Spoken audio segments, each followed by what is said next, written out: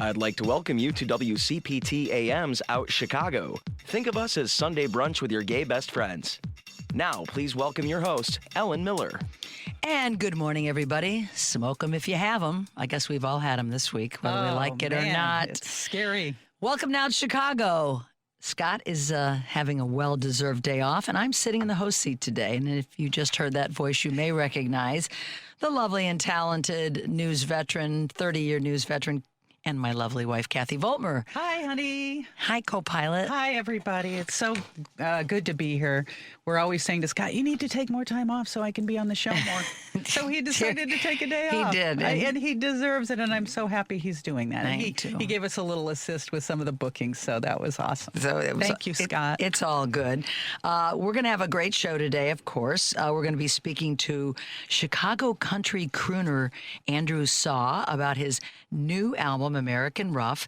Then after the news, we'll have Tim Rhoze, the artistic director of Fleetwood-Jourdain Theatre, to talk about their upcoming production in the Continuum.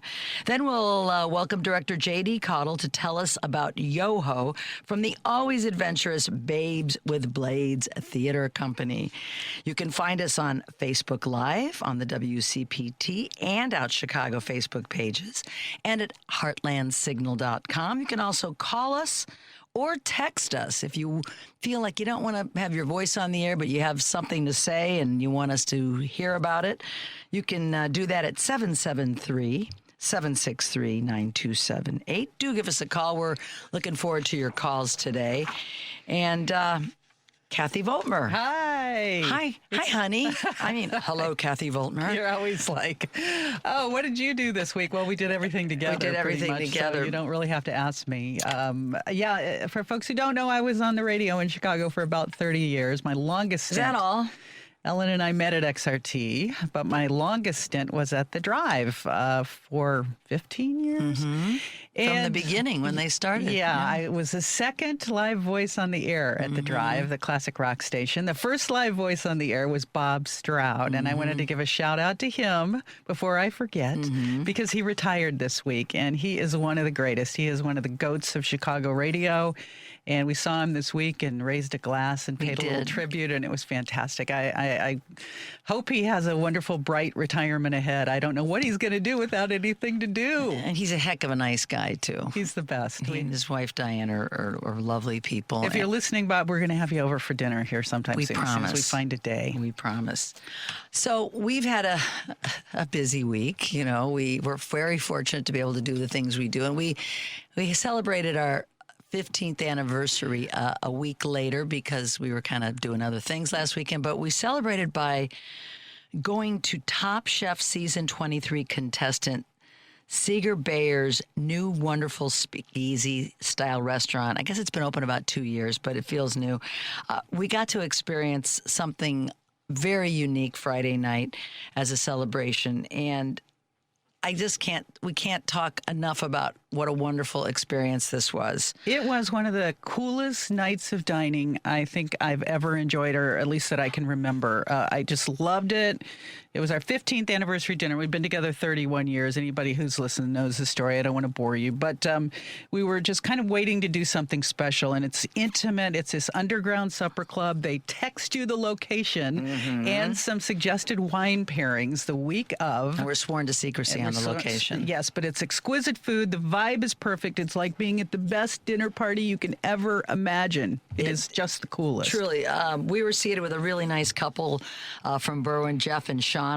You know, the real icebreaker was Patty Vasquez, a couple, it's been a while I've had these. She brought some samples from Minocqua Brewing because we love Minocqua Brewing. They're fighting the good fight for the progressive cause. And I had a bottle of a can of Nope, and it's Nope with Trump's picture on it. It's like a play on Hope, the Obama slogan, but it says no with Trump's face on it. And I just had a feeling the couple sitting next to us might be in agreement on how we feel. So I showed them. It would have been a long dinner party. It would have been really. If they didn't agree with us. I figure if you're there and you're at this if you're adventurous enough to do this dinner party. So I kind of showed them the can, and that broke the ice right away. We just had a ball with them. It's like-minded people, obviously, here in Chicago, and especially having an experience like that. But they were wonderful to talk. I mean, all of a sudden, we got there at 7:30. It was like 11:30. Yeah, 4 hours, 8 courses, a complimentary app, and they encourage you to hang out after you eat while they clean up, so you can just chill and talk to them. They tour their gardens. They have cool gardens. They have chickens. Oh my God, it was amazing. It's in Logan Square, and we hung out and had a little post party with Seeger and Emily. And his chef partner, Emily, and also Jeff. And Jeff. One of their partners. And Emily, from the minute we walked in the door, she seated us at a high top at first, and I cannot sit at a high top. And she didn't miss a beat. Thankfully, she moved us to the table where we met Jeff and Shauna, which turned out to be just fabulous. And then we were, of course, the last ones to leave.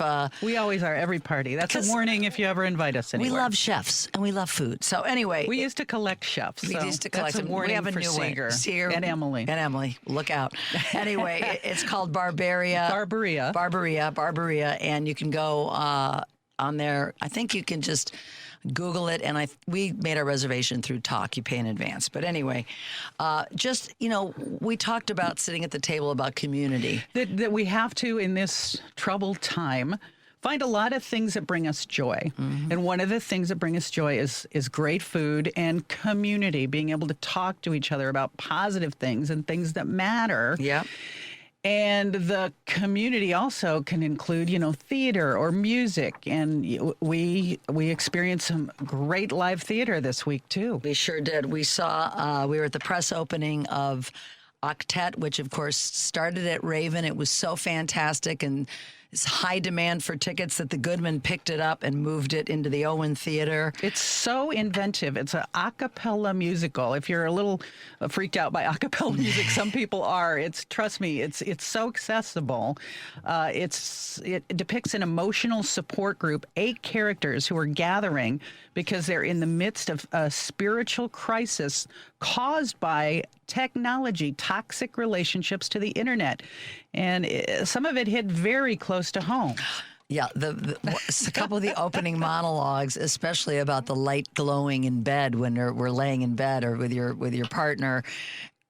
I looked at Kathy and we looked at each other like, okay, yikes. Guilty. Sometimes you're laughing out loud, and sometimes you're freaked out, and sometimes you're like, oh my God, this is me. And our online experiences are so interwoven into every aspect of what we do that it's very easy to get addicted. So the musical is about our societal addiction to technology and all the things that it can cause, like isolation and loneliness, and just how to kind of work around that and triumph over that and again come to this connection and community. Yeah, it's a real mirror. It holds up a mirror to people than most of us that have.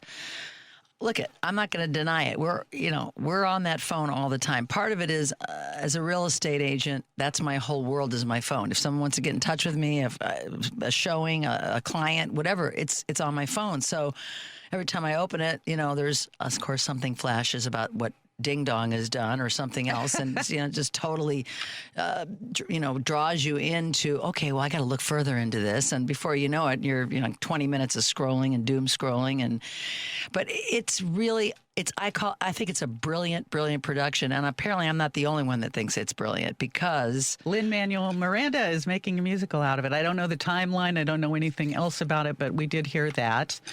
The internet can do some good things, too. A lot of people are listening to this show on the internet right now. And the internet has made the world smaller for people who are, for example, LGBTQ+, who don't have a whole lot of community in their own neighborhoods. It has created a positive online community for a lot of folks for a lot of years. But there's also a dark side, and that's what this musical looks at. And I cannot remember when I was this excited about a musical. So what a great week. We've had a great dining experience and a great musical. We also saw another show last night, which was fantastic. We went to see Candy Theater production, their production of Hair. And okay, so I'm of a certain age where when I was a kid, I wore the grooves out on the original soundtrack album of Hair. I mean, I think I was 12, and I just I know every word pretty much to most every song in Hair. And you know, when you're young and you hear music, like you don't forget it. You know, it's now I forget, I can't remember anything to save my life. Did it feel like a flashback to growing up, to your youth? Oh, absolutely. I'm in the bedroom. I put I got my little record player, and I am listening to that album, and just, you know, because that album, you know, it was a musical, and the songs were like being played on WLS and WCFL on Top 40 radio. The theme, the title song "Hair" by the Cowsills. Oh yeah. That was a huge hit. Right. And Good Morning, Starshine. Another one, This Is the Dawn. And yeah. I mean, The Fifth Dimension. I mean, these songs were huge and they hits. still are. They still have held up. They've withstood the test of time. They totally have. And it's a really, my gosh, I think I counted 16 or 17 cast members. It's it's kind of an in the round situation. There are audience members on all sides. The actors are up close and personal if you're sitting where we were, you know, on the riser up from the main floor. And it's just, it brings you back. And I was wondering how many people watching this are hearing some of these, you know, songs for the first time. I mean, not the hits. Judging by the age of the crowd, I don't know. Well, there are a lot of young, some of the other songs. Some of the other songs, yeah, because there's a lot of great songs. Frank Mills, I love that song. I mean, you know, White Boys, Black Boys. There's some just right. It's so many. But the theme of some of the things felt a little dated to me, though the production was brilliant. Yeah. But what didn't feel dated is the theme of protesting and standing up for the counterculture and for the government. I love that this production used a number of trans characters, because when you look at the activists of our time, when you look at the people who are fighting the government at this time and have the most to lose, a lot of those people are LGBTQ plus and most notably trans. And I love that this production focused on that. I thought it was great. It did. I mean, the indignation of the government was a familiar theme then, and it's a familiar theme now. You know, when they were talking about the FBI and the president and all the things that they were, you know, the military being drafted. Obviously, that's the key theme. One of the main themes is getting drafted in that era, where I was just young enough where my friends weren't getting drafted, but brothers, older brothers of friends were, and it makes you think, like, could that happen again? Yeah, you know, as we're in this, who knows what, potentially never-ending war in Iran. It's a whole other subject. But, you know, the protest, standing up for counterculture, is an enduring theme, as Kathy said. And they really did highlight the fight for trans rights, which was a really relevant update. And I'm glad they did that. And many of the cast members were, you know, were non-binary, and you know, it was great. And by the way, we ran into Delia Kropp last night. We did. A great performer and activist for the trans community. And I remember seeing Delia in a play years ago. She said it was 10 years ago. I Am My Own Wife, with our own Scott Duff as well. Yes. And it was great. It was wonderful to see her. It's always fun to see people at theater, and just go out and watch live theater, especially with the smoke that's in the air. I can't think of anything better to do than go see a play. Oh, it took us by surprise on Thursday morning. The smoke, that is. I did manage also to get over to Wrigley Field because, as you know, I'm a big Cub fan, and they did a dedication called the Gate of Champions, and it is a huge gate. You know, it's like a steel structure, and they have plaques inside. It's a gate to Gallagher Way. To Gallagher Way, I basically. should say, yes, on Clark Street. And I had a really good spot. I kind of was standing in back of the podium, so the speakers had their back to me, but I could see all of the players. And it was the 2016 team. Most of the players, there's a couple players that are still active, like Kyle Schwarber, that we traded away, unfortunately, let him go, free agent, whatever happened there. Dumb. He's one of the, you know, still one of the home run kings of Major League Baseball. But talk about joy, you know. Yeah. It brought back those great memories of the 2016 World Series season. I was up close and personal with Rizzo and Zobrist and just so many of the players, John Lester, Jake Arrieta, and it just brought a lot of joy, We are maybe sometimes not deliberately, but we're doing whatever we can in this troubled time to find our joy. I mean, we've just talked about 3 huge things that we did this week that just brought us so much levity and lightness in the dark and through the smoke and all this other stuff going on. I really encourage everybody to try to do that, even if it's just taking your dog for a walk. Well, maybe not now, or going to see a great movie, or just doing something that can get you away from this.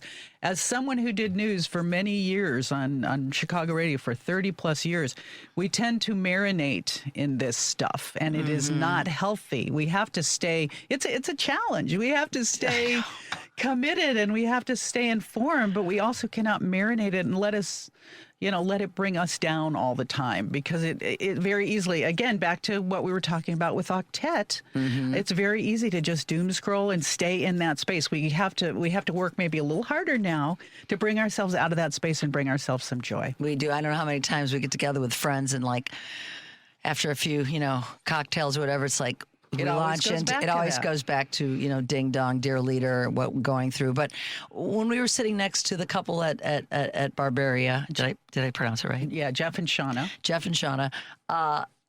he had some, and they were clearly 20 or 30 years younger than I am, but he had some optimism that really gave me hope. And I was happy to hear that we're not, instead of just talking about woe is us and how horrible things are, he found some signs of positivity and hope for the future. And I'm like, good. I'm glad you have some. I'm going to take a little piece of that and carry it with me. Absolutely. Absolutely. We should mention Octet only runs at the Goodman through the 26th. No, actually, it's been extended. I just looked. Fantastic. It is going through August 2nd. I love that. I hope it gets extended again, because I wish everybody could see it. And Hair as well, but you have more time for that. Yeah, it's at the Chopin Theater, Cocandy Productions, through September 13th. Yeah, I really, when I was watching both of these plays, I was thinking of my 18 and 20-year-old nephews, and I'm like, I want them to see these, both of these shows. And so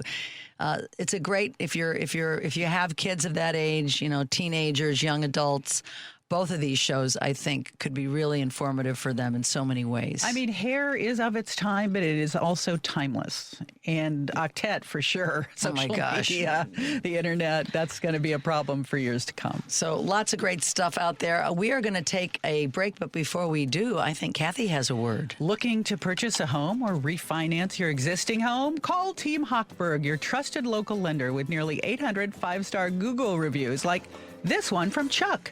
My wife and I, Chuck writes, were looking to purchase a condo to be near our grandchildren, and we weren't sure where to begin. So we contacted Team Hochberg, who did an excellent job. David Hochberg was a breath of fresh air.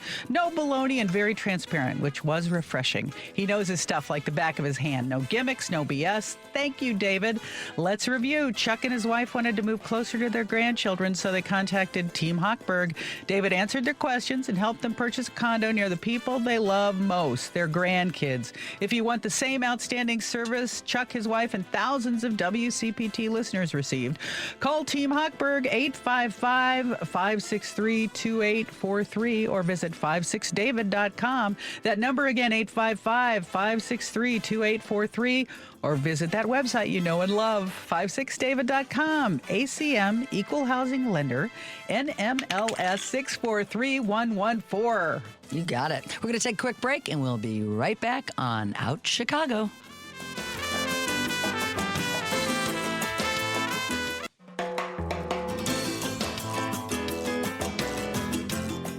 Welcome back. I'm writer and activist Stacey Anshin. You are listening to Out Chicago on WCPT 820. You are indeed listening to Out Chicago. And I'm sitting in for Scott today, Ellen Miller. With me is Kathy Voltmer. Hi, everybody. Don't forget that Monday on Choose Views, Richard Choose guests are Sarah Jones, co-publisher at Politicus USA and the Daily Politicus. Also, Sky Perryman, President and CEO of Democracy Forward.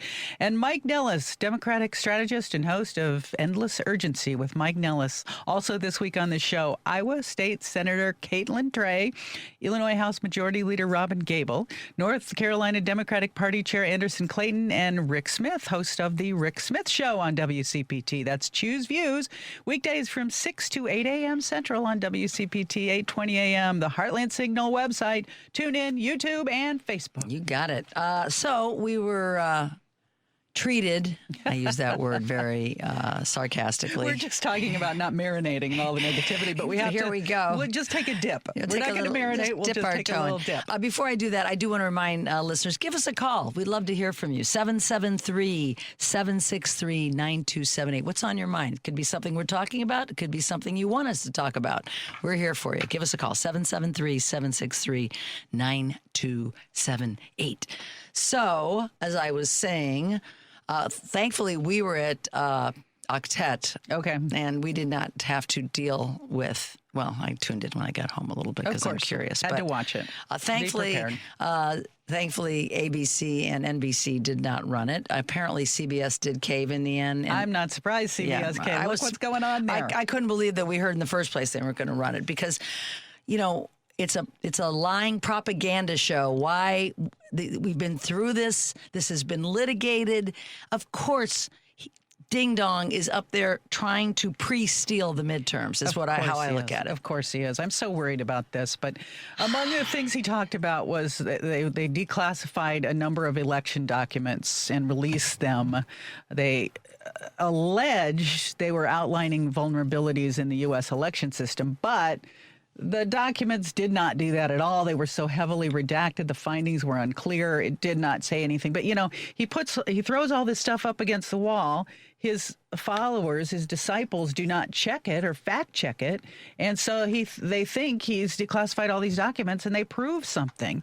He also made claims about China interference in the election, saying they acquired something like 220 million American voter files. He also said CIA suppressed intelligence regarding China's efforts to influence the election. There's no, again, this is baseless. There's no evidence. If they interfered, it was on his behalf, not on any other behalf.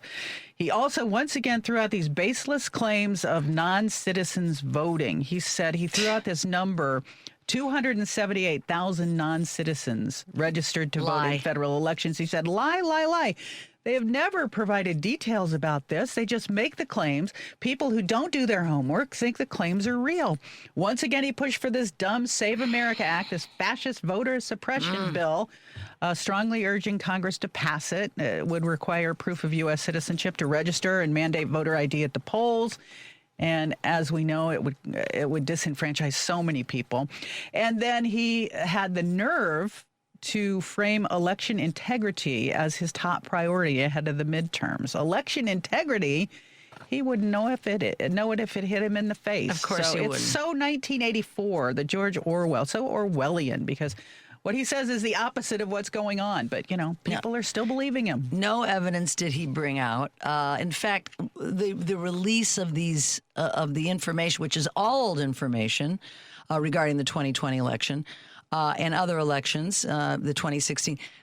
Apparently, in some of the documents that he released, one of them actually was the one that we heard about where they said, yes, Russia tried to use Hunter Biden and as a, that they interfered in the election. Right. And the Hunter Biden thing that they tried to do, which was all proven to be false. Right. And they're so dumb, they released that.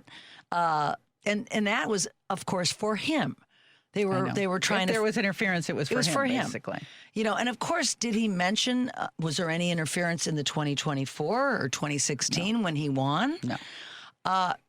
The guy is in his, he's reading that monotone voice. He's just a vacant, lying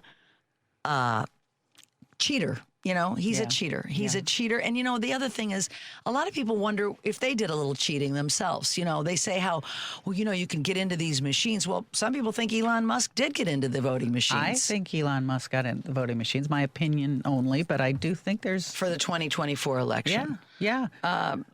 It's just mind-blowing to hear him spew the lies. I'm telling you, these pundits, I was watching a podcast and they were doing in real time. Yeah. They could not fact check him Fast enough. Yeah. Almost every sentence out of his mouth was a blatant lie. I just wonder if every time he opens his mouth in events like this, if he is not alienating. I mean, there still are some voters who are kind of middle of the road, who aren't his, 30% that are never going to change their mind. I wonder if he's alienating those people by going on and just spewing all this diarrhea of the mouth stuff about all his made up conspiracy theories. I hope he is. I know. I mean, if, obviously his poll numbers continue to go down. Plummet. He doesn't talk about anything that really has anything to do with the American people and how we live. No, he started this war on a gut feeling. A gut feeling. You know, we lost 2 more service people, I understand, in the last 24 hours, and injured many when a base was bombed, a U.S. base. He's out golfing. Yeah. He doesn't talk about that's a little pain you have to feel. These people that believed in him are hurting. Mm-hmm. There's a war. Which is having an impact on our economy, on supply and demand, on prices.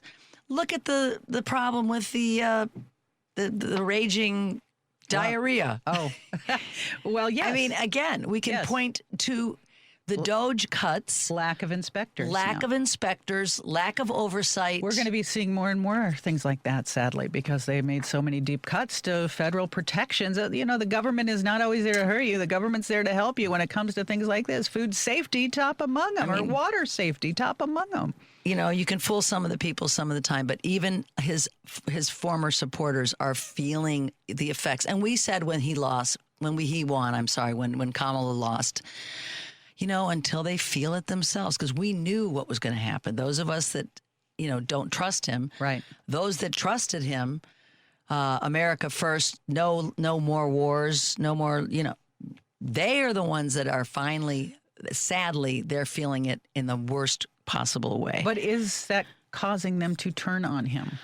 That's my question here. Again, harkening back to our dinner with Top Chef finalist, top 5 finalist, Seeger Bayer, there are family members, none of mine, thank goodness, but our friends that were sitting with us, who said, "Yeah, my brother feels, he made him, he wish he hadn't voted for him." But my question is, what are you going to do next time? Mm-hmm. What are you going to do next time when one of his disciples is running? I don't know. Yes, you're feeling Marco Rubio, it's looking like now. Oh, yeah. Well, he's a real gem. Sold his soul to the devil. Every time I see him, he looks like he's in a hostage video, doesn't he? He does. I mean, really? The look on his face, either that or he's got that, what's it called? Cyclospore. He's got that ready to erupt. There's one of the two is happening. But, this is my question to people. If you voted for this man and now you're feeling, betrayed by the lies, are you going to really think about the next person you put in that office, even if it's a Democrat? It probably depends on who the candidate is. Some of these people are so racist. They'll never vote for a minority or woman or a person of color. They'll never do it. No, never. I know. It's I don't want to cry. Don't cry. I won't cry. There's no crying in radio. Okay, so let's talk for a moment about the lovely Pete Hegseth's plan to screen military members for low testosterone. What the F is going on here? Okay. I hate to laugh because it's terrible, but that's all you can do. It's just sick. So dumb. He announced the other day that they're going to test service members over the age of 30. They're going to screen them for testosterone deficiency. And give them the option, I think, if you're over 30, to take shots. Take shots. But everybody has to be screened. Everybody's got to be screened.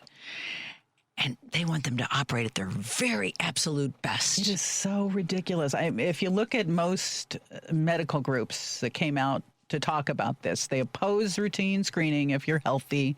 They say it can cause overtreatment, misdiagnosis, a lot of health risks, including infertility and blood clots and heart issues. Not to mention these hypocrites who are talking about funding testosterone care and then banning transgender service members and halting transition-related hormone therapy. Those hypocrites. Low T in troops, as I was reading, usually comes from stress and sleep deprivation and fatigue, which everybody is encountering, and it's temporary. And if you change the hormone number, if you give people T, it really doesn't fix the underlying issues. And also, these, misogynistic pigs. The mandatory policy includes women over 30. There's no FDA-approved treatment for T therapies for women. They haven't given the details on the female service members yet. This is yet to be announced. So we'll be waiting anxiously to hear about that. I wonder if this will just fall by the wayside like a lot of other things that these people, they talk about it, they talk a good game, so they look tough, and then it just falls by the wayside because everybody talks them out of it when they realize how stupid it is. Pete Hegseth operates like he is in a war movie, like he is in a movie. Yeah. Like he's General Patton. I mean, his ego and his insanity. I mean, he's quoting Bible verses. He's come up with this testosterone plan. He yelled at the member several months ago, and he called everybody in for the big meeting, and said he's going to drum out the fat. All you officers that are fat, overweight and out of shape, we don't want you. I mean, it's crazy. And he has just demonstrated, I guess, by the day how, misogynistic and racist this military is under, the Trump administration. It's terrible. Yes. Every day, something new that we are doom scrolling. I know. And, the thing, too, is the minute I hear about, like, this Pete Hegseth's new policy on testosterone, or, of course, Trump's speech the other night, I start looking for podcasts to dive into it. I need to learn more about it, even though I know pretty much it says it all. So one thing people don't know is she stays up all night listening to podcasts. Don't tell our secrets. I have to. Not all night, just, What are you learning from these late night podcasts that you don't know already? I learned that they make me go to sleep quickly. If I have someone talking to me, and I have these new, the new Apple earbuds. They notice when you start falling asleep, and they stop the show. But sometimes I wake up listening to something totally different because apparently they just keep going to the next podcast. Okay. But yeah, I know it's a bad habit. I just saw. You have to be informed for the radio show, but it's a fine line. It's a fine line. It is a fine line, and I need to do better. But as we age, sometimes something called insomnia sets in, and we do what we can to prevent it. Anyway, we're going to take a break and go on to something really positive and really fun. Much more fun. Change the subject completely. Andrew Saw is going to come on. He's going to talk about his latest record on Bloodshot Records. I am so excited for him. He's a fantastic singer and now songwriter. I think some of the songs are original. We'll find out when you get him on here. Getting raised for the new album. We will have Andrew on right after this commercial break. You're listening to WCPT, where facts really do matter.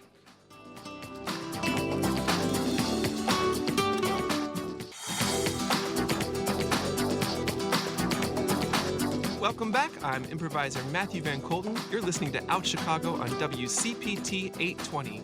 And we are indeed back. This is Ellen Miller filling in for Scott today, who's taking a deserved day off. And with me is the lovely and talented Kathy Voltmer. Thank you. Her wife and Chicago radio veteran. Veteran, yes. She's taught me everything I know. I don't think that's true. I need more help. No notes, baby. Our next guest is one of Chicago's most compelling singer-songwriters. His debut album, American Rough, released on Bloodshot Records, has been earning rave reviews for its cinematic songwriting emotional honesty, and fresh take on Americana and country music. He's become a friend. I'm a huge fan. Please welcome Andrew Saw to Out Chicago. Hey, Andrew. Hey, how are you, Ellen? I'm good. It's so good to have you with us today. Thank you so much for having me. And hey, Kathy, good to see you. Hi, Andrew. I'm so glad we could have you here. Man, you have been getting some raves for American Rough. It's got to be a real trip. What a ride you're on right now. I feel endlessly blessed. Yes, I'm just so happy that it's resonating with people. So, well, it's much deserved because, you know, ever since we saw you for the first time a few years ago, I was an instant fan, and I told you so that night, of course, right away. And I'm just wondering what this is like original songs, right? So you're right. I didn't realize you were a writer when I first saw you perform.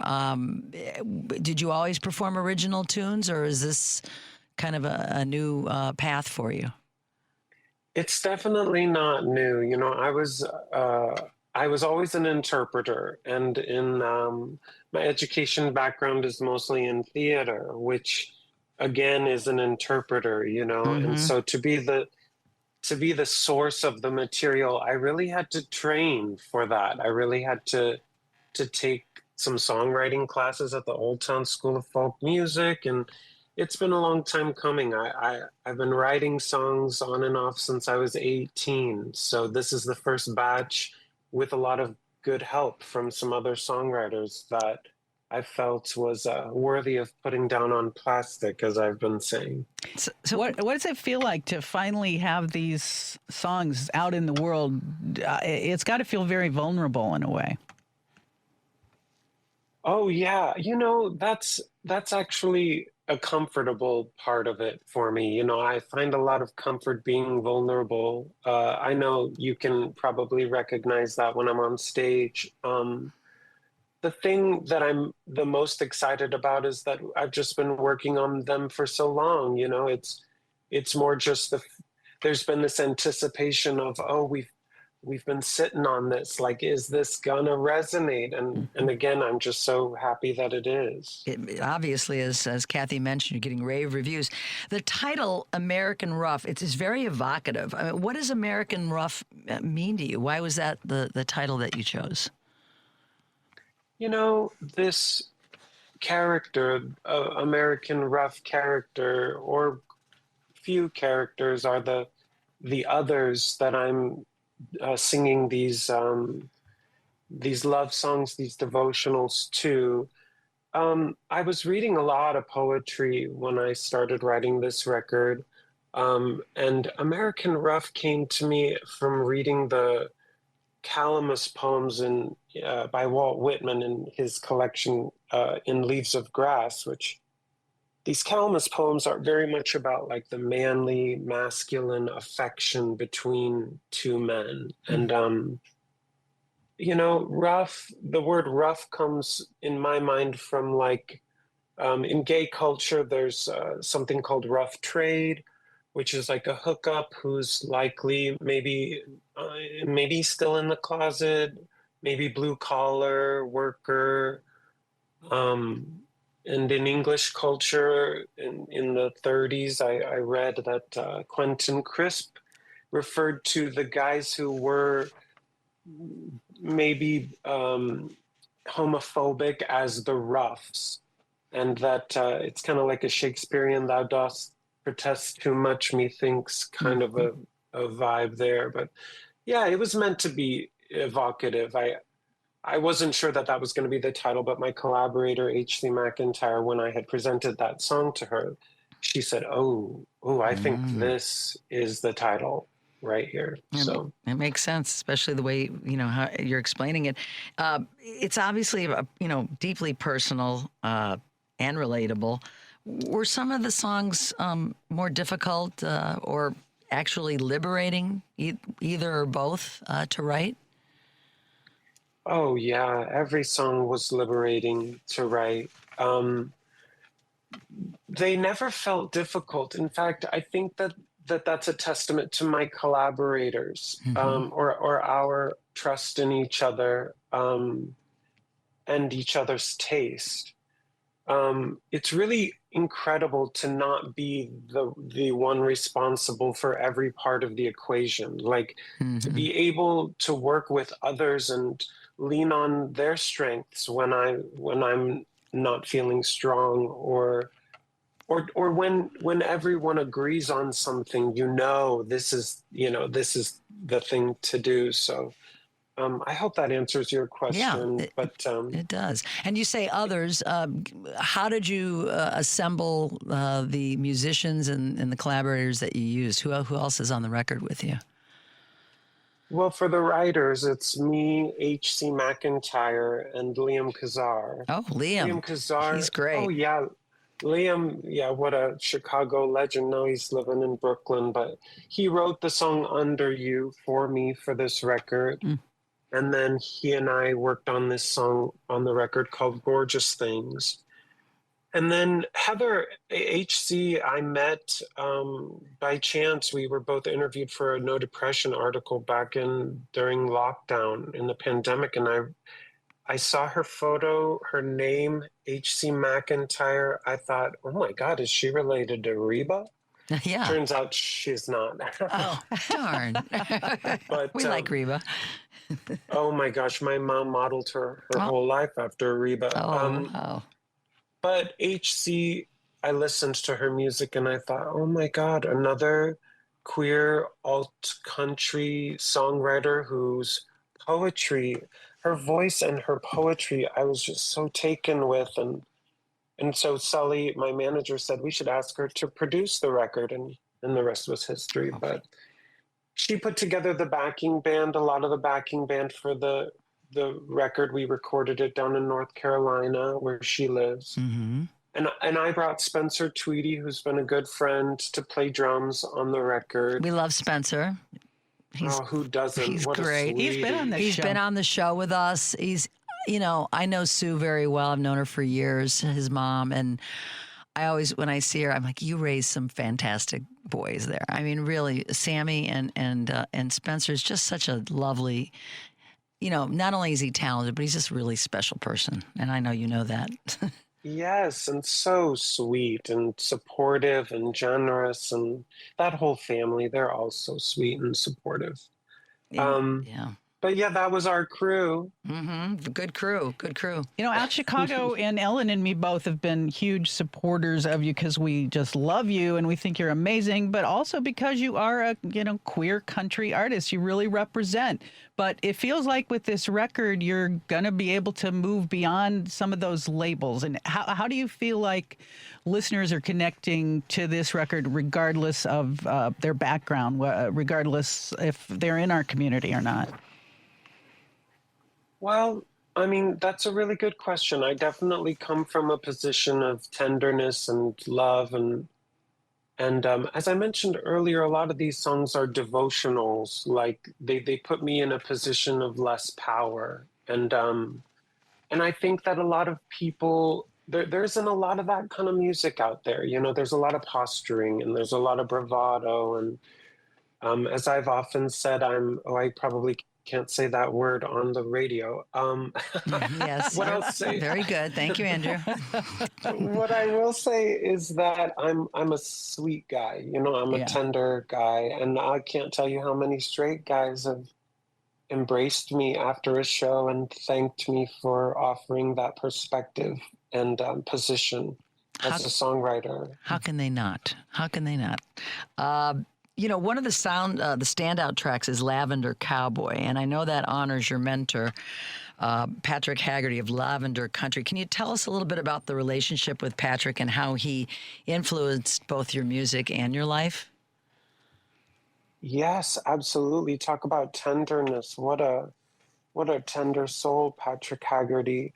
He came into my life in 2018. I was asked to open for him at the Hideout, and I had never heard of him or his music, and it was getting this resurgence after many years of being forgotten.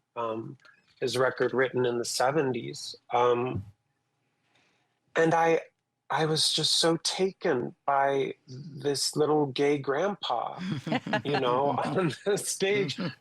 cowboy grandpa. I mean, he was, we don't have a lot of that generation. Right. And now he's no longer with us. Oh, But yeah. for the time that we shared together, he gave me, as I like to say, permission to return to country music. I'd always loved country music. I was raised on country music, but for so long I didn't see myself represented in it, and so I left it in search of other things like Rufus Wainwright and Elton John and Freddie Mercury and the like, Katie Lang, and but Patrick, like I said, he really he opened the door for me to revisit country music, and I've been so grateful for that. And you honor him on the record, as we said, with the tune "Lavender Cowboy." Do you think there's one? Sorry. Oh, no, go ahead. I wondered if there is one song on the record that best represents you. If we were to say you have to listen to this record, what is the one song that sort of sums up who you are? Can I give you two songs? Of course. Yes, we'll let you. Okay. Because I've been getting a lot of feedback from other people that the song You Turned Me On is very representative of my theater background and love of cabaret, entertainment and lounge singing and so forth. And so I have to, not to mention it was inspired by the Nina Simone song Turn Me On, which I had jokingly said to my partner, hey, I wish I'd have written this song. What a simple, brilliant song. He said, write your own. And so I wrote You Turned Me On. But I think personally the song Your Whisper is the one that really, it adequately presents my love for poetic lyricism, and the textures of the song, the saxophone solo. I mean, I just feel like it blends so many elements of what I love about music and what I want to bring to the world.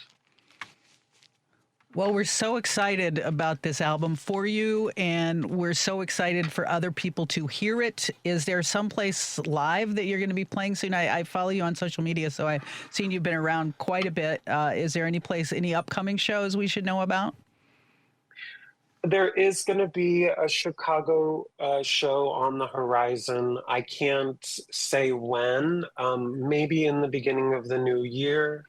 I have a lot of out-of-town gigs that I'm going to be playing for the rest of the year so far. But of course, I know you attend Lonesome Holiday. There will definitely be Lonesome Holiday at the Hideout, second and third week of December. And I see, I'm looking at my screen that says aren't you playing at Judson and Moore this Friday? Oh my goodness, I totally forgot. Yes, I'm going to be playing. Good. Oh gosh, I'm going to be playing two songs at a really cool brand new show called By and By, which is presented by my friend Olivia Love, who is another queer country artist. Her band is called Olivia and the Lovers. And the show is called By and By. It's about presenting songs to be inducted into the Queer Country Songbook. We're like starting that collection. Fantastic. I love that. And that's at Judson and Moore. It's a cool venue, 8 p.m. on Friday, the 24th. Andrew, it has been our pleasure to have you on with us. We love what you do. You know, he's a big Joni Mitchell fan, like Kathy and I are, and we bonded over that. I want him to do a whole album of Joni Mitchell covers one of these days. So I thank you. I know you'll do it. We have time. We have time. Quite a feat. I know if anybody can do it, you can put your own spin on it. But we really appreciate it, and we look forward to so many more great things coming from you. The album, again, American Rough on Bloodshot Records. Get it wherever records are sold. And we really appreciate you, and I'm wishing you all the best. Love you, Andrew. Good luck. Love you too, both of you. Thanks. Have a good day. Thanks, Andrew. We're going to take a break. We're going to listen to Andrew's music on the way out. And when we get back, we are going to be having more fun here on Out Chicago, where facts matter.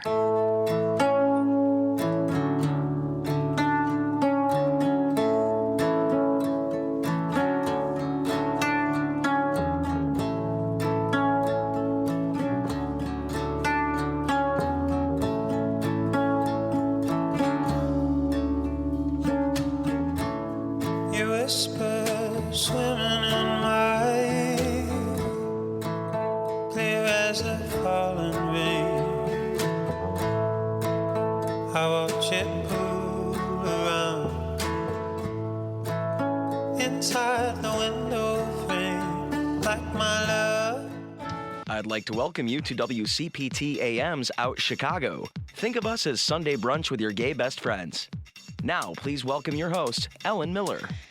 Hello, everybody. We are back. I'm sitting in the host chair for Scott today, and with me is radio veteran Kathy Voltmer. Hi, Kathy. Hi, honey. It's great to be here. It's great to have you. Don't forget, Monday on Live, Local, and Progressive, Joan Esposito will be taking her calls and talking to Jameson Firestone, author of the new memoir, Rule of Lies, My Wild Ride Through Chaos, Corruption, and Murder in Putin's Russia, and Brian Endless, senior lecturer and director of African Studies and the African Diaspora at Loyola University, Chicago. Live, Local, and Progressive, weekdays from 2 to 5 p.m. Central on WCPT 820 a.m., heartlandsignal.com, and TuneIn. TuneIn Radio. I am very excited for our next guest. We are going to talk about In the Continuum. It's now playing at the Noise Cultural Center in Chicago. Evanston. I'm sorry, I said used to Chicago. live right by there. That's Why how did I know. say? That's all right. I'm crazy. And with us now is Tim Rohn. Hey, Tim. Welcome to the show. Hey, good morning. Good to have you. How are you? Good. Yeah. How are you doing today? I'm doing good. It's good to be back with you. Yes, it's good to have you back. Fleetwood-Jourdain, they've built a reputation for presenting stories that are both compelling artistically and socially important. What drew you to In the Continuum, Tim? Well, anything that you read as a theater artist that grabs you by the soul is something is worth exploring. And of course, there's dozens, if not hundreds and thousands of titles to choose from. In the Continuum has a reputation for being such an impactful piece, and it was it deals with a subject matter that we seem to have put on the back shelf. Right? Yeah. When we're talking about, HIV and AIDS.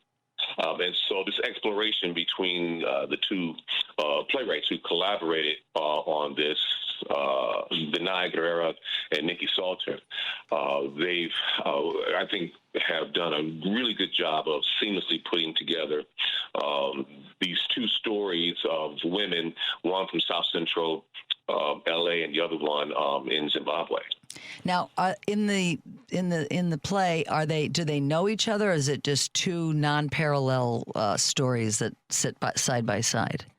Yeah, I think you kind of nailed that on the head, right? They do not know each other. Okay. Right? Mm-hmm. And yet, artistically, you find them interacting in ways that are very similar, right? So their stories, although worlds apart, have similarities to them. Both of them are in the early stages of pregnancy when they find out this diagnosis, right? Sure. And that's part of I think the dilemma, because in the early 2000s to the mid 2000s,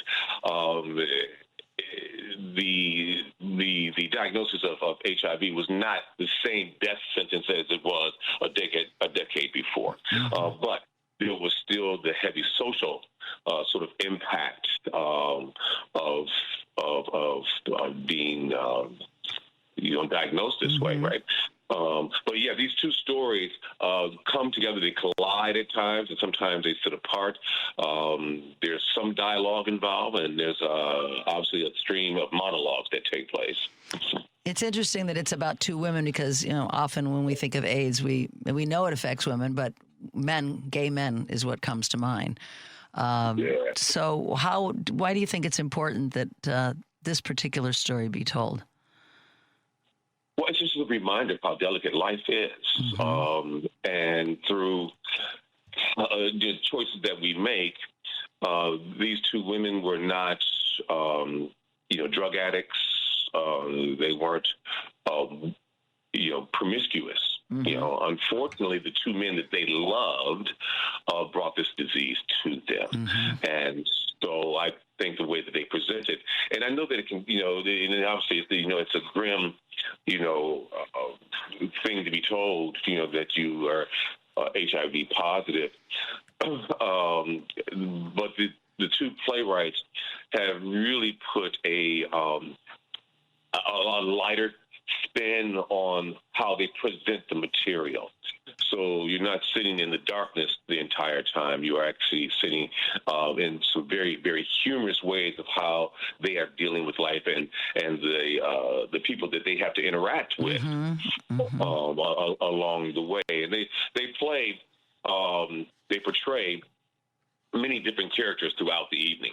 Right, so altogether they portray like 11 different characters that each of them have to interact with. Wow, that's an undertaking. Yes, it is. better for them to undertake that than me. Said it. I know this play premiered a couple of decades ago, but it sounds like it has a lot of relevance for today. What do you think the connection is for audiences in 2026? Well, the connection is, I think, just in many ways that you wake up one morning and everything is just fine. And then in a moment, life changes. And I think we're all experiencing that now, right? We wake up every day with headlines that for many people, whether it's the skyrocketing prices of gasoline and groceries and things like that, to the elimination of your health care because you can't afford it. So once again, I emphasize how it's relevant because life should not be taken for granted, right? And so each and every day that you are above ground, better to be seen and not viewed, right? That is, to me, I think is the overarching sort of message. It's like, life is precious. Take care of it and take care of each other. And how do you balance, Tim, the emotional weight of the story with like moments of hopefulness? Well, that has nothing. I take my cues from the playwrights.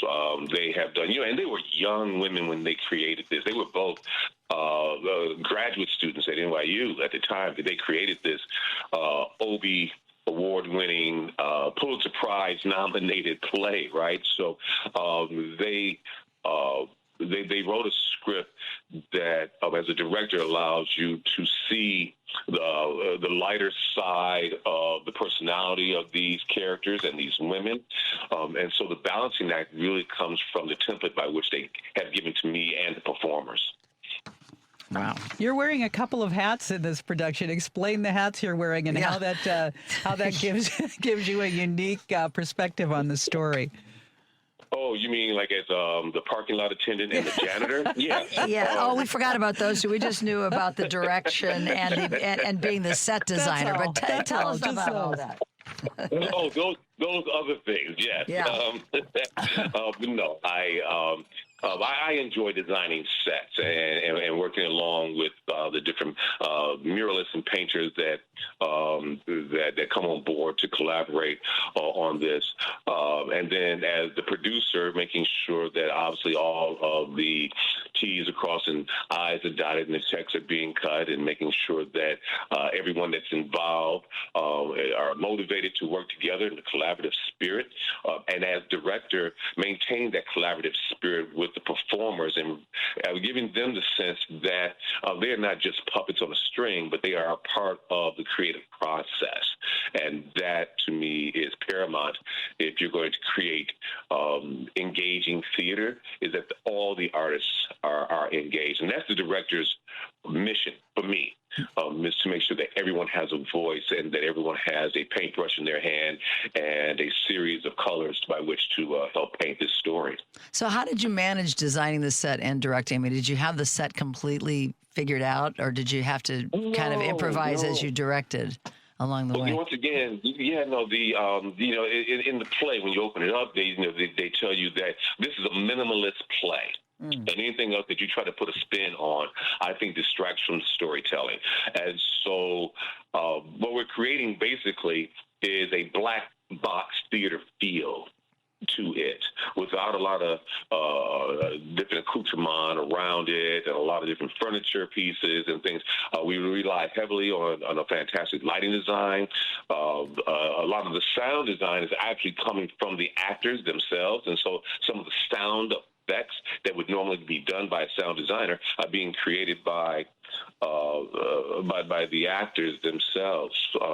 But the balancing act is so natural for me now. Believe it or not, I've been at this Fleetwood-Jourdain Theatre for 16 years. Wow. Right. That's how I see it. Wow.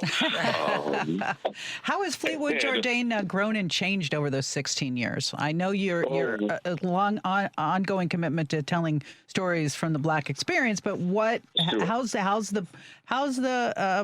Fleetwood-Jourdain evolved? It has evolved because we have engaged in meaningful partnerships with Northwestern University, with the Evanston Public Library. We've done things with the YWCA as well as with the school districts, School District 65. So the partnerships have grown. We've done a major overhaul over the years of the infrastructure of the theater with new LED lightings and seats and a brand new sound system. And so we are ever evolving. And when I first started, we were probably operating at a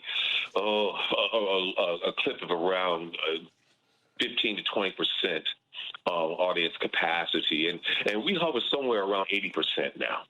Wow! And so we've been able to grow our audience. The audience is now stretching beyond the borders of Evanston, so it's reaching far up north, all the way up to Highland Park and Lake Forest, all the way south.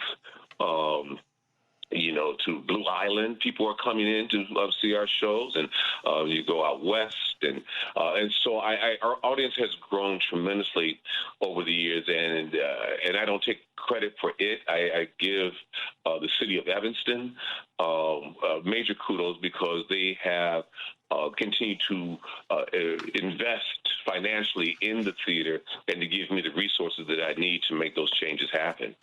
Where does Fleetwood-Jourdain go from here? Do you have a 5-year, 10-year vision for what you'd like to see, where you'd like to see the theater go and grow? Well, obviously, I think that there's at some point in time there's a succession plan, right? It's something that eventually someone else will take over the reins of the producing director, artistic director, responsibilities of the theater. What I hope over the next 5 years is that our audience continues to grow and expand with its diversity. And so our mission is very, very specific about sharing the experiences of Black America and the diaspora, that journey as well. But those journeys and those experiences are not exclusive, right? They're inclusive of all the people that we come in contact with. So I just hope that it continues to expand, to bring more people into the fold. I would also like to be able to have Fleetwood-Jourdain Theatre become in partnership with all the other cultural communities, whether it's the Jewish community, the Irish community, the Asian and or Latino community, and to bring some of those stories to our stage as well. So we have the resources, and I want to make sure that we're sharing that with the entire community. Beautiful, beautiful mission. Well, without giving away too much, Tim, is there a particular moment in the play that surprised you or moved you most during rehearsals that maybe you didn't expect to happen? Every rehearsal, something happens, and it's as a result of the playfulness of our two wonderful actors, Jewel Redmond and Tuesday B. Perry. They bring such a creative spirit to it. And so from rehearsal to rehearsal, you never know how their creative spirit is going to move a moment. We are very, very respectful of the words and the language of the play, so we don't change any of that around. But what you end up finding, here's an example, and it's a quick one, but I think a meaningful one. The song "My Favorite Thing" from the musical, right? Yeah, Sound of Music. Sound of Music. Mm-hmm. Sound of Music, right? And remember what John Coltrane did with that song? Yes, Oh, yeah. I love that song, that Right? version. And so I see when we do theater, and then even in this piece here, I see taking the music that is written, that is given to you. So you have the music, but you are allowed to play within the notes. And so from time to time, there will be something that happens in the playing of this familiar song that is brand new. And that comes the creative spirit of the actors on stage, and then I just continue to encourage it. When things go well, I take all the credit. If it doesn't, I blame them. Of course. Great analogy, though. Tim, I got a text a moment ago from one of our dear friends who claims she goes way back with you to Detroit, Liz Zweifler. Liz, yeah. She's listening right now, so shout out to Liz. So your theatrical journey started in Detroit, Tim? Oh, absolutely. Yeah, born and raised in Detroit, and that journey began with the Detroit Repertory Theater, which is about to celebrate its 70th anniversary. My father, who was a full-time postal employee, he worked the midnight shift, but he dabbled in theater, and he would work and do plays at the Detroit Repertory Theater. So when I was 6, 7, 8 years old, 9 years old, he would take me to rehearsal with him. And I would sit there in the theater, and I would watch him do the Capricious Crump, or Ceremonies in Dark Old Men, or The Adding Machine, or Mice and Men. And so as a young person, I was given the spirit of theater very, very early, but I didn't really realize that you could actually make a career out of theater until I was later in life. I always thought it was something that would be an avocation. But as it turned out, the Detroit Repertory Theater played a pivotal part in my growth and my interest in theater. I make sure that people understand that the theater is something that saved my life. I was earlier on, and before they started, giving kids all these different diagnoses about your learning disabilities and things like that, I had a very difficult time with reading, and so I could read the words, but my understanding of that lacked tremendously. And so one day, my father, who was playing a role in the play Ceremonies in Dark Old Men by Lonnie Elder III, asked me to help him learn his lines, memorize his lines.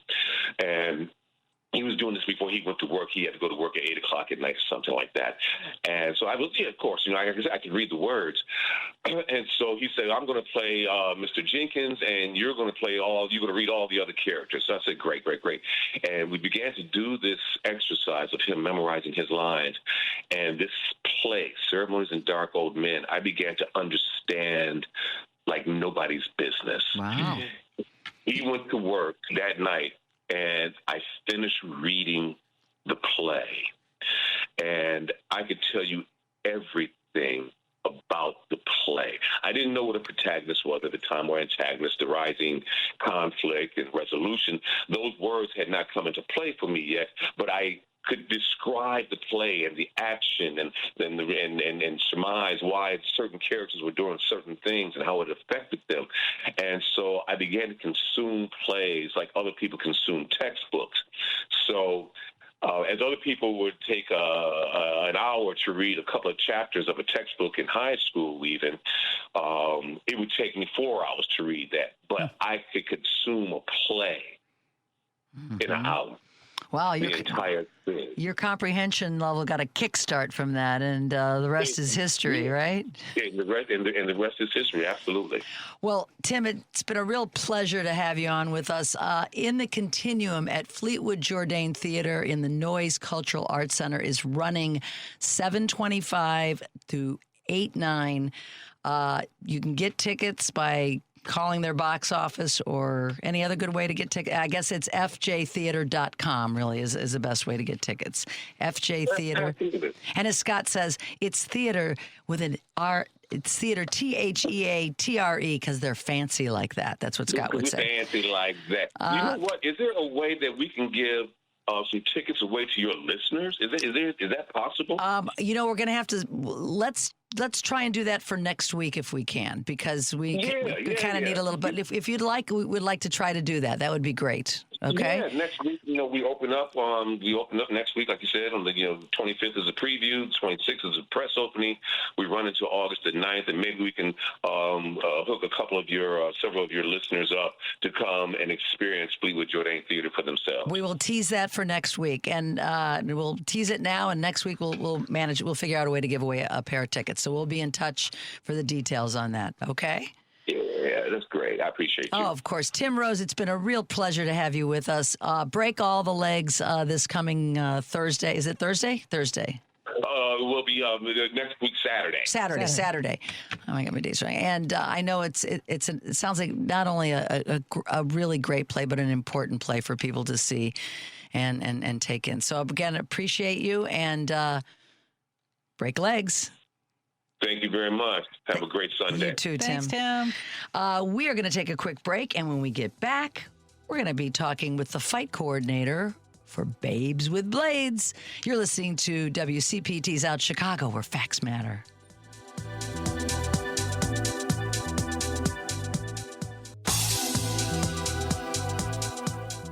Hi, I'm Spencer Tweedy, and you're listening to Out Chicago on WCPT. Hi, Spencer. Just speaking of Spencer, there he is. That Hey Google promo always turns on our Google machine at home. Well, that's why we do it. We want people, whether they want to or not, they have to listen in all rooms of the house. Very subversive. We're back. Ellen Miller here, Kathy Voltmer, my co-host. In life and on the air. And on the air. Babes with Blades' latest production is a fun pirate adventure called Yo-Ho. And with us now is CB Cason. She is the fight choreographer. Fight choreographer. CB, welcome to Out Chicago. Hello, happy to be here. Thank you for having me. What a fun job. It is a fun job. What exactly do you do as a fight choreographer, and how did you get into that gig? Yeah, well, so I got into stage combat and fight choreography as a college student. We had a member of the Society of American Fight Directors come to my university down in Texas and taught us how to create the illusion of violence where there is none and how to choreograph fights for stage and screen. And so that's kind of how I got into it. And I started training with the Society of American Fight Directors, started picking up training past my collegiate career into my professional career. And then I landed in Chicago several years ago and decided to stick around. And now I've gotten a chance to work professionally across the city. And I'm so excited to be on board with Babes with Blades for Yo-Ho. Kind of the process as a fight choreographer starts with, reading the script and taking note of all of the fights or moments of violence that the characters encounter throughout the story, and then finding ways to tell those stories on stage with the actors, ensuring their safety while also creating a sense of danger and excitement that will keep the audience at the edge of their seat.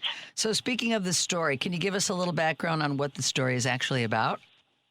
Absolutely. So some of your listeners might already be familiar with Mary Read, Anne Bonny, and Calico Jack, who were three pirates in the 1700s who sailed the seas and did their pirating. And this is an adaptation of those historical characters and like a reimagining of what their time on board might have been like, and also a look at the queer relationships of those people on board. There's a lot of speculation from historians on Mary Read and Anne Bonny possibly having a romantic connection, also a romantic connection with Calico Jack. And so this is a story that explores those relationships in a fun and exciting and also at times very heartfelt way. So is there like a throuple thing going on here? Is that what you're saying?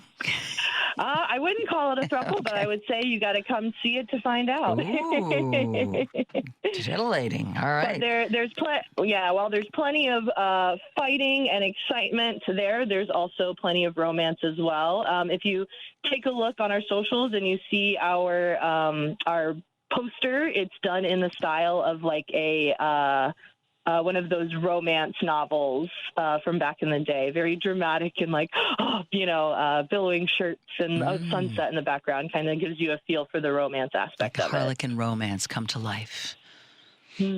Babes with Blades is known by all of us who've been paying attention before all this wonderful stage combat you guys do. It's got to be like a dream job for somebody with your background. Oh, absolutely. This is my second time getting to work with Babes with Blades. I got to be an assistant choreographer last August for the Mark, and then they had me back for Yoho as the lead choreographer. So I'm really happy to be back in the room with them. Something that Babes with Blades ensures for their actors and choreographers is not only are they telling stories and putting on productions that have a lot of exciting fights and violence in them, they also ensure that we get plenty of time dedicated to training and choreography for the actors who will be performing on stage.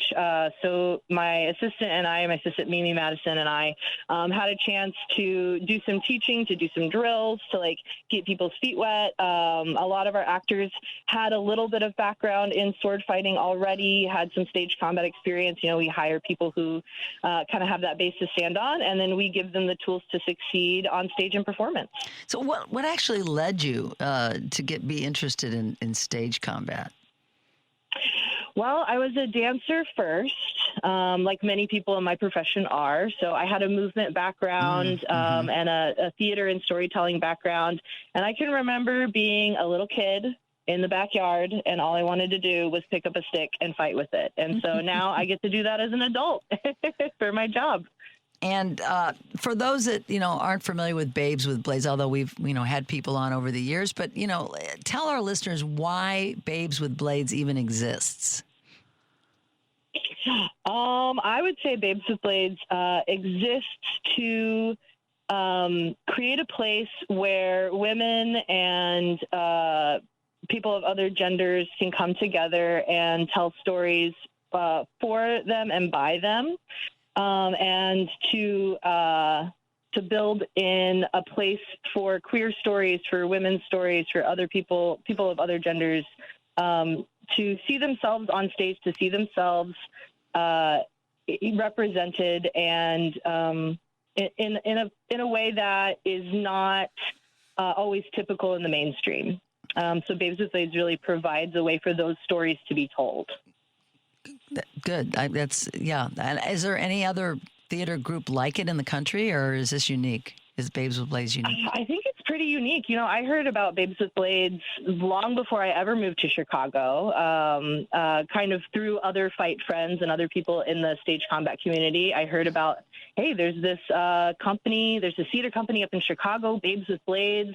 And I was like, wow, that sounds like right up my alley. So when I moved to Chicago, it was one of my personal goals to get to work with them someday. And I'm so happy to be here now. And here you are. Yeah. What's the biggest misconception that audiences have about stage combat and stage fighting? I think one of the biggest misconceptions is either that either it's like real and they're like, oh no, they're actually getting hit every night. Oh, are those punches actually, how do you do that night after night after night? Well, They're actually not getting hit in the face. They're actually not being stabbed through the chest, right? We're creating that illusion of violence where there is none. So I think that's one of the misconceptions that I had. Like, oh, like, how do they do that every night? Well, it's because it's fake fighting for real people. What's the secret to creating that illusion, to making this look, like it's really dangerous when it's not, when it's safe and people aren't getting hurt? Yeah, so the techniques that have been created for this kind of choreography and storytelling it's still, like, within the last 100 years, people have been doing stage combat. For a while, it was just, there's a fencing match at the end of Hamlet. Do a fencing match, and you improv it essentially. And then in the 20th century, they were like, no, wait, we can choreograph this. We can create ways to maintain safety and create little gaps. And so I like to think of it like a magic trick. Stage combat, in my opinion, is very similar to close-up magic, right? We're making the audience look at this thing, think about this thing, and like we're telling the story of the punch landing or the story of the sword entering the body, when actually we're turning it on an angle or we're placing it just out of the audience's line of sight.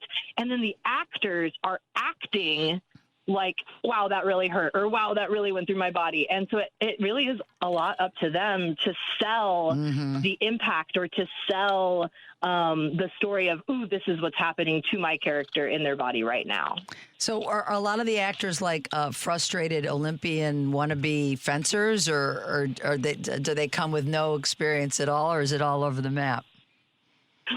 It kind of just depends. For a show like this, we had our initial round of auditions, and then we had callbacks. And part of our callback process was a fight callback. So I got to come in and see all of the actors that they had called back and lead them through a short unarmed fight phrase and a short sword fight phrase.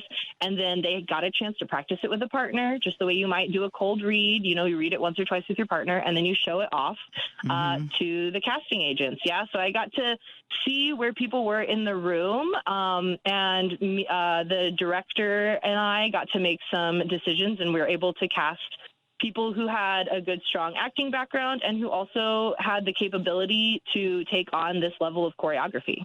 Are actors nervous when they know they have to do fight scenes, or are they excited about it? I think a mix of both. I think, it's always, I always think it's exciting to get to fight on stage.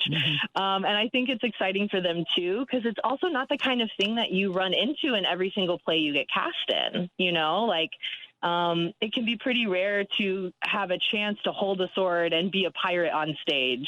And so I think that a lot of actors come into it really exciting, but there is that amount of caution where you want to take care of your scene partner. You want to make sure that they're safe and that you're not going to hurt them. And that's where it comes in for my job as a choreographer to, again, give you the tools to do this choreography safe and repeatable however many nights a week you're performing, and that you and your scene partner have a good rapport and kind of build up that fight chemistry as well, that physical chemistry, the same way that you build that up in your scene work when you're doing the lines. Yeah. You got to trust somebody pretty implicitly to get in a fight with them on stage.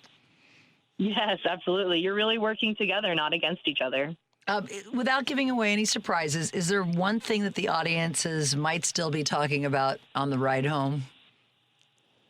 Ooh, I think they're going to talk. I think they're going to talk about the acting that these actors are doing.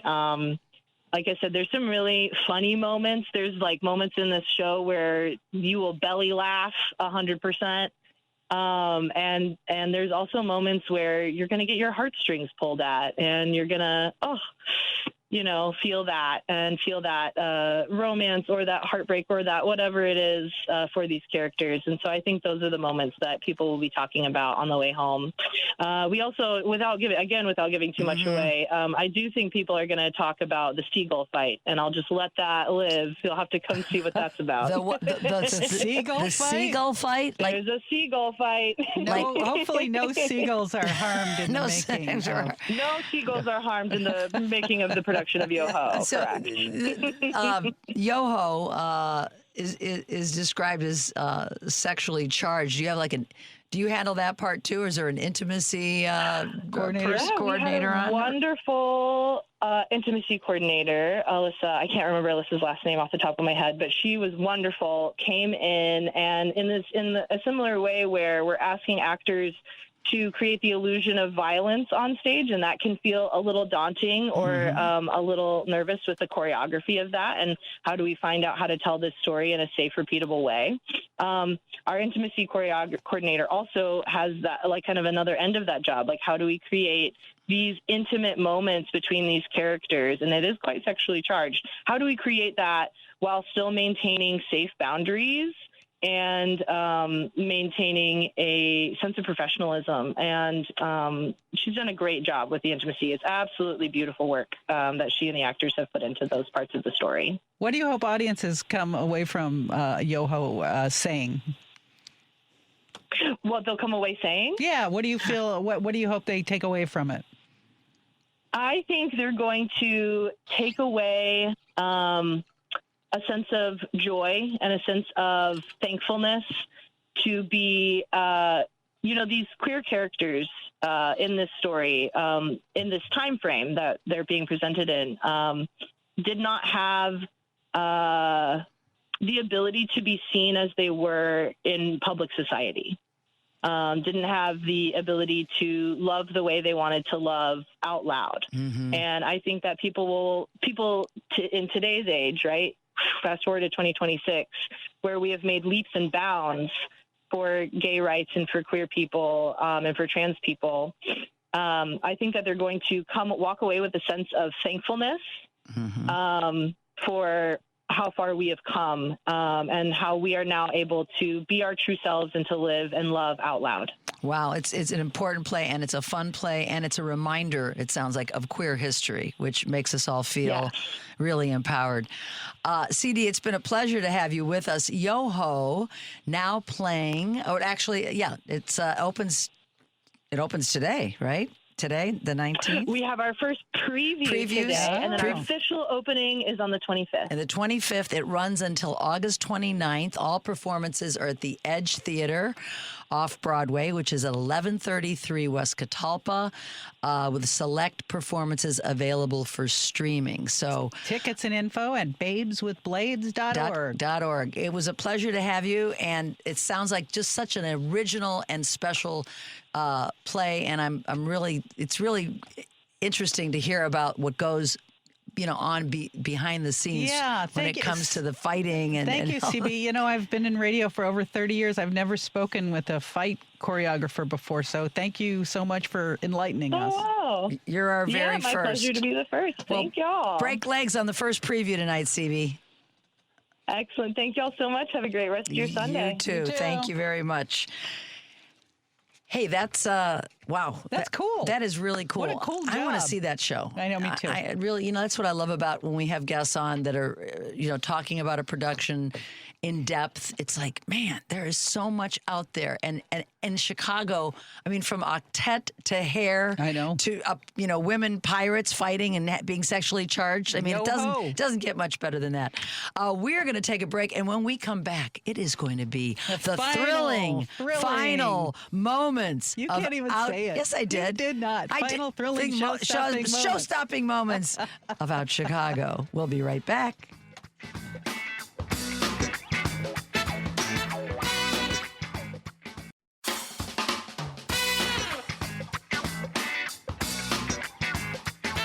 Hey, this is Kathy Richardson, America's sweetheart from Jefferson Starship, and you're listening to Out Chicago.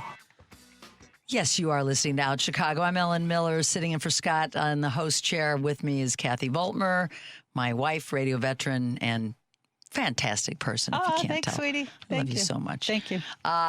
Speaking of Kathy Richardson, I got to get a plug in here. Kathy's band, Jefferson Starship, is performing at Romeo Fest on August 8th. That's obviously in Romeoville. And guess whose band is opening up for her? Would that be your band, Nelson Street Revival? That would be Nelson Street Revival. That would be my band. We We're opening up for Starship on the 8th. It's going to be fun. Jefferson Starship. Jefferson Starship. Yeah, there's Starship's a different band. We actually tried to get Kath on with us today, but the exact time of the show, she's actually getting onto a plane and flying somewhere. I'm so excited for her. They are touring all over the literal world. They are. They were at Wembley Stadium a couple weeks ago. Yeah. I mean, fantastic. Arena. Yeah, so Kath, we're opening for Starship. It's a free Jefferson Starship. It is a free show. I guess it's like a 3-day fest that I didn't realize they had such an extravaganza. I don't generally get down that way, but obviously I will be down there on the 8th. It'll be a fun show. I cannot wait. Yeah, it's going to be great. We our lead singer. Peaches is having a couple of. We should wish her well. She's having surgery tomorrow. Single hip. She's one now on the 20th and one, and so that it's not the easiest thing to sub out your lead singer who's been singing with you for 11 years and basically not missing a single gig. But we've managed to do it, and we've got a great singer playing. Being our lead singer. Her name's May Cohen. So. Come on down. Come. It's free. It's going to be fun. We might be doing something special with Starship at the end of the night. Our band, their band. It's going to be, just cannot wait. So got to get that plug in. So speaking of music, a guy named Noah Kahn played at Wrigley Field. Yes. And that was huge. Oh, who knew? MG. Okay. So a sensitive singer-songwriter type dude, and he's huge. What does it say about young people today? It says all the good things. Yes. Because this man, from what I've learned about him, he is, he's a good person. He's a charitable person. He sings, as Kathy said, sensitive singer-songwriter type songs. And he could have done 4 nights there. He had sold out 2 nights. Two sold out nights at Wrigley Field. And first I'm like, you're having like a sensitive, quiet kind of singer-songwriter guy do 2 nights at Wrigley Field? But I had to go see it for myself. So I didn't have a ticket. There weren't none to be had. Was that two? What night did that was you go? Wednesday. It was Wednesday night. I was like over it. I'd been busy all day. She was over the heat. Honey, you go. But have fun. I went, scooted up there, and I sat outside. I sat outside by the firehouse on Waveland. With what, 6,000 people? I've never in my... I go up to Wrigley sometimes when, like, Paul McCartney played 2 nights. We went one night and we listened outside another night. I've listened to Pearl Jam outside. I've listened to so many bands, Dead and Company. I have never seen a crowd like I saw listening outside at Wrigley. They were everywhere. They were like 10 deep. And, it was a joy to see. We're talking about community theory that we're, been talking about here on the show all year with Scott. I mean, mothers and daughters, girlfriends, older people, just, obviously there was a lot of young women that are into him. And you could hear the singing. It was obviously more female voices, but just pure joy from that show. Again, finding things that bring us joy. We're back to that theme. I mean, really, I was just kind of blown away, and I was really happy I went up there, and you could hear the songs, like I said, clearly. It was a beautiful thing. And I'd actually, on my walk earlier that day, I was walking next to a person that was dressed in, you could tell she was working at Wrigley, and I said, hey, you going to the show? She goes, yeah. And I said, how was last night? She's like, that was the nicest crowd. There was no fighting. There was no, they drank a lot of water. Of course, it was 95 degrees. But again, we've talked about the younger generation. They're not drinking as much alcohol anyway, even though he's got a song that talks about the alcohol. But I really walked away with a big smile on my face and hope for the future of music and the younger generation. Also looking for hope. So there you go. Check and check. Check and check. And speaking of Wrigley, our dear friend Billy Branch, he's a harmonica genius, internationally known. Chicago-based, but Chicago-based. He sang the 7th inning stretch on Friday. He did. And I gave him explicit... She gave him notes. I'm like, who are you to give Billy Branch notes? And the note I gave him is this. Buy me some peanuts and Cracker Jack. Singular. That is how the song was written in 1908. Bring me some peanuts and Cracker Jack. I have pet peeves. Everybody says Cracker Jacks. He goes, well, if you're buying more, if you're buying multiple, can't you say Cracker Jack? I go, boxes. no, it's Cracker Jack. It is Cracker Jack, and don't let me down. And he laughed and proceeded to sing Cracker Jacks anyway. We got home. I think he did it just to spite you, Billy. They listen. He and his lovely wife Rhoze listen. So. I thought if one person could help me with my pet peeve, but it was not to be. But anyway, I'm so proud of Billy that he was doing, and he did a really good job. He was great. Other than that faux pas on the Cracker Jacks. It's unreasonable. It's an unreasonable expectation. I'm just out of. He is going to be doing the national anthem on harmonica. I believe that's like August 1st, maybe. Yeah, I think it's August 1st. So. He's getting 2 shots at it. The Cubs have done an amazing job focusing on the Chicago blues community ever since last season when they introduced that Chicago blues jersey and made Chicago blues. It's like Chicago Blues Fridays when they're in town. They wear especially there's a guitar pick logo on the sleeve. And they have really done a good job bringing in some of the Chicago blues luminaries, including Billy Branch and many others. He'll actually be on 7/31, so the July 31st Friday, he's going to be singing, playing the national anthem on harmonica. Do not miss it. Love it. So Kathy and I are getting in the car when we leave, and we are driving north to our special place we haven't been to in 2 years. No, Saugatuck, Michigan. Saugatuck, Michigan. We're going on vacation for a week. And lo and behold, another friend of the show, Megan Murphy, Big Red Murphy. She's playing up at the Dunes. Yeah, if people don't know, and almost everybody does who's ever been to Saugatuck, the Dunes Resort is one of, I think, the country's largest LGBTQ plus resorts. They have, 20 acres and 80 hotel rooms and cottages and suites. There's a disco and a dance floor and a cabaret and a game room and a beautiful pool bar and a patio, and it's just really cool. And it's been around for a long time. It's been around since people were, sneaking around. Now it's a little different. But I love that it's a fixture of the Saugatuck Douglas community. And I think it is a gay destination for people in Ohio and Michigan and Illinois and St. Louis and surrounding states. It's great to be able to, most of the time, if you drive 2.5-hour radius outside of Chicago, you're not going to be in the most gay-friendly places necessarily. No. It started in 1981. I just looked it up. Carl and Larry were the two fellas we knew them and their daughter. It was a completely different environment for our community at that time, and you felt free to be able to go up to Saugatuck and go to the Dunes and be in a community where people welcomed you and embraced you. Like I said, it's different now, but you still got to give a shout out to the Dunes, which is still doing its thing all these years later. Yeah, they've expanded. They have an elevated entertainment area there. They've got several places. They got a cabaret. They've got the disco. They've got the outdoor area, and of course, there's the pool, which is a lot of fun. It's just really great to be able to, like I said, drive a few hours out of the city and be somewhere where, women are holding hands with women and men are holding hands with men. And there's, pure, total acceptance. And we're grateful I wish there were more places that were, around. Look at where else can you drive 2.5 hours and be in an accepting place. It's so cool. So we find ourselves going at least once a summer, oftentimes multiple times a summer, because we lost our dog last year. We didn't want to, be We didn't want to leave. Yeah. But it was more important to be with her. And now that she is not with us anymore, we are traveling our little buns off because we can. We are. And maybe someday we'll get another dog, but in the meantime, we're having fun. We're having fun and doing it. So we're going to see Big Red up there over the weekend. She plays at the cabaret, right? She's playing in the cabaret. That's awesome. And if the air is really smoky, maybe we'll go see the Odyssey at the theater.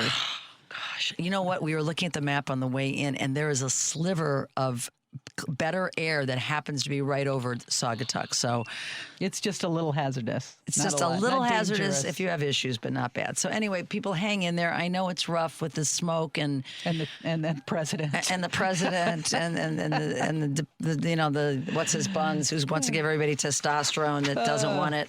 But find your joy. Find your joy. Octet, joy.